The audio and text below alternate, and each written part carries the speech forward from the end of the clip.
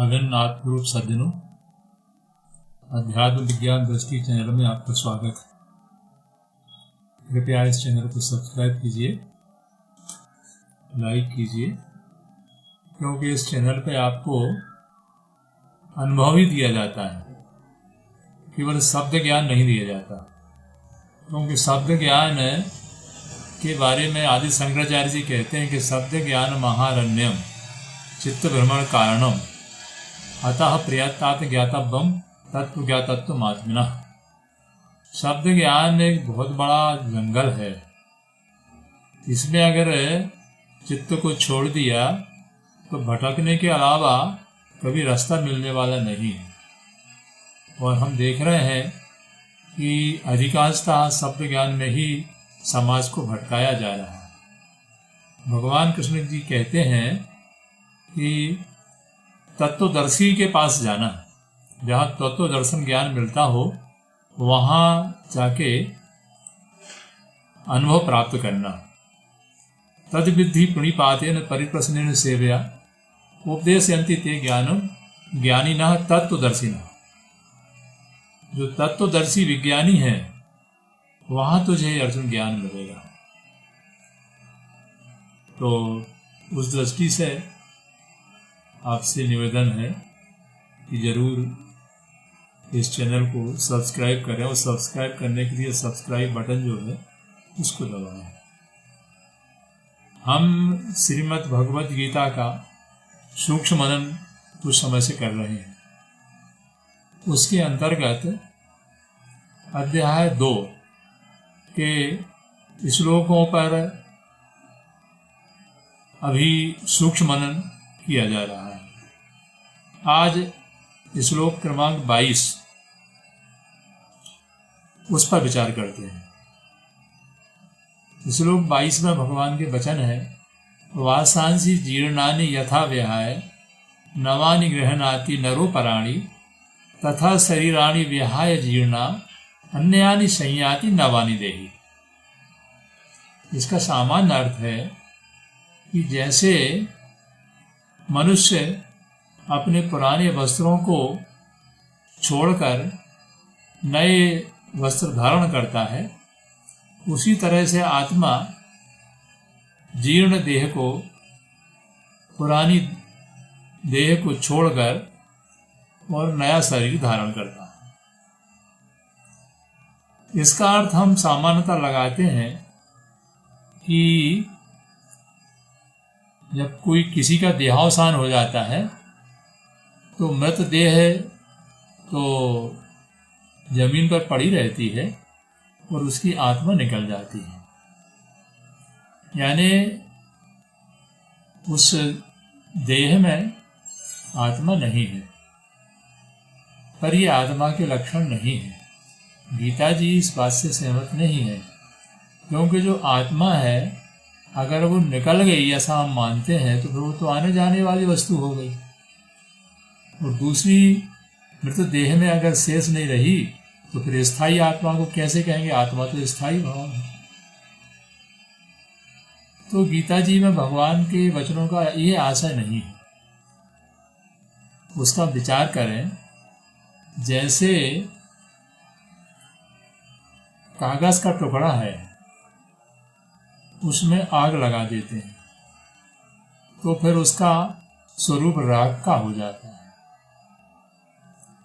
आत्मा ने पहले कागज का स्वरूप धारण किया था और बाद में उसने राख का रूप धारण कर लिया। अब उसको और भी कितने ही परिवर्तन करते जाएं तो स्वरूप बदलते जाएंगे, यानी नाम रूप में परिवर्तन होता जाएगा, पर उसका अस्तित्व तो एक ही रहेगा। अस्तित्व में कोई परिवर्तन नहीं होगा। अस्तित्व यानी अस्थि भांति प्रिय आत्मा। तो फिर अस्तित्व स्थायी है।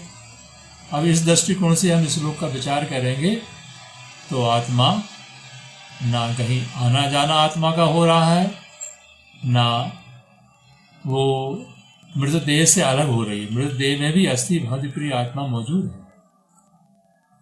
फिर एक प्रश्न उठता है कि अगर आत्मा आती जाती नहीं है तो फिर आने जाने वाली क्या वस्तु है, कौन सी चीज है जो आती जाती है? उसका नाम है, जो आने जाने वाली चीज है वो और कोई अलग से कोई विशेष चीज नहीं है, वो गुणों का विकार है, जिसको वासना भी कहते हैं। उसमें 17 अंग होते हैं, 5 ज्ञानेंद्रियां, 5 कर्मेंद्रियां, 5 प्राण, मन और बुद्धि। यानी ये शरीर ही जो है, ये स्थूल शरीर, इसमें भी यही अंग रहते हैं, ये सूक्ष्म हो जाते हैं। जैसे बीज जब बनता है तो उसमें संपूर्ण वृक्ष का समावेश रहता है। उसी तरह से ये जो जब किसी कारण से देह का परिवर्तन होता है तो ये देह जो है, स्थूल देह, यही सूक्ष्म शरीर यानी वासना बन के निकल जाती है और फिर अपना नया शरीर धारण करती है। इसका भी विचार करना पड़ा कि ऐसा क्यों होता है।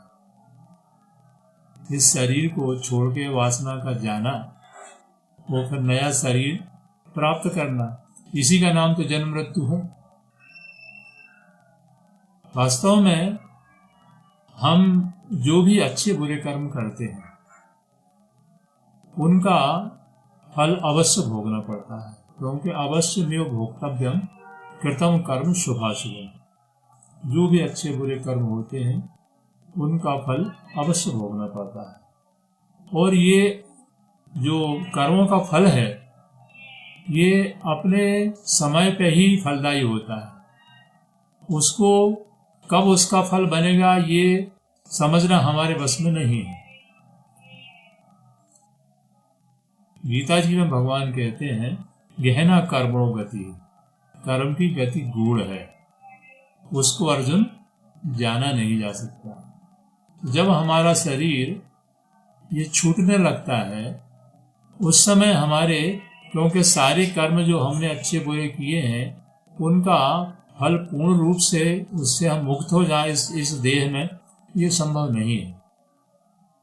कुछ न कुछ हमारे कर्मों का फल शेष रहता है, तो वो कर्म फल भोगने के लिए हमको आगामी देह की आवश्यकता रहती है। इसलिए जिसको दुख और सुख भोगना है उसके लिए देह चाहिए, उसी का नाम पुनर्जन्म है।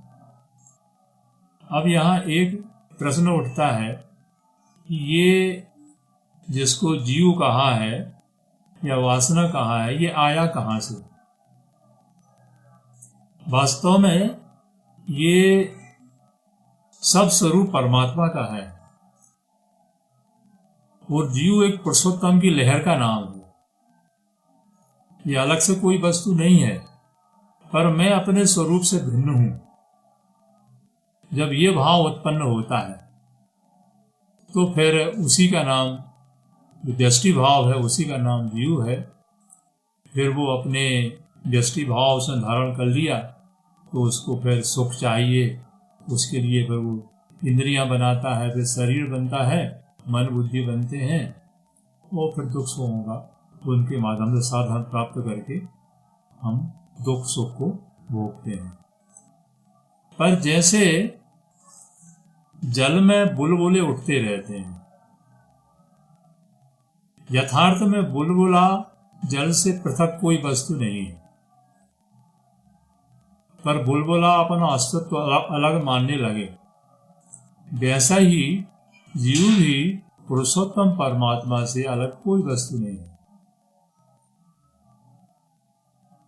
जिस दिन बुलबुला ये जान गया कि मैं जल ही हूं, जल से पृथक नहीं हूं, तो वो जल हो गया।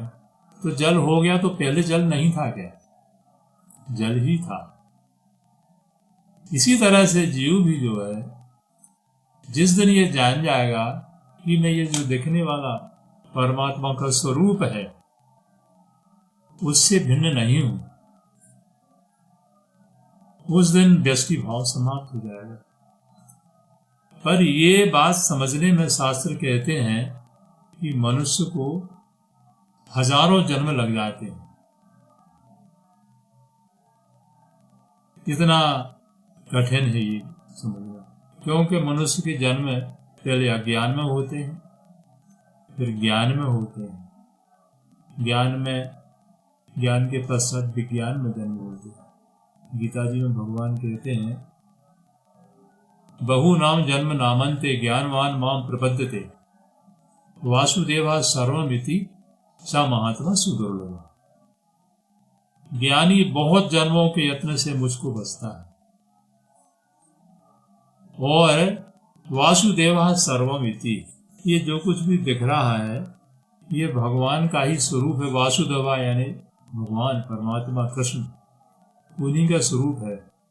ये जिसको दक्ष हो गया वो कहते हैं सा महात्मा सुदुर्लभ।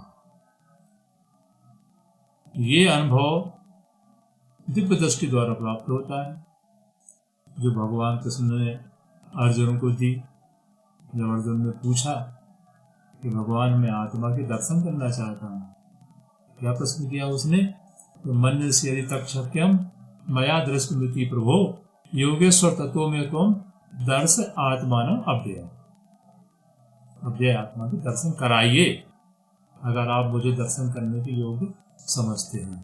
भगवान बहुत प्रसन्न हुए। वो फिर उन्होंने कहा कि अर्जुन, तू इन बाहरी नेत्रों से मुझे नहीं दे सकता, मैं तुझे दिव्य दृष्टि देता हूँ। न तू माम चक्षु से द्रष्टुम न नैव स्वचक्षुषा दिव्यम ददामि ते चक्षु तस्य मे योग में स्व। मैं तुझे दिव्य दृष्टि देता हूँ, मेरा योग ऐश्वर्य देख। पर कैसे देता हूँ, कैसे दिए, ये अनुभव गीता जी में भी नहीं लिखा, क्योंकि व्यास जी मुनि थे जो बौद्धिक उत्क्रांति की द्वितीय भूमिका है, तो उनके सामर्थ्य के अंदर नहीं था ये उसका लेखन करना। भगवान ही जब नवम अवतार आनंद चेतन बन के आए तो उन्होंने दिव्य दृष्टि दी, सर्वांग की रचना की, और उसी के आधार से, क्योंकि जिसके वचन हैं वही बता पाएगा कि मेरा ये वचनों का क्या तात्पर्य था।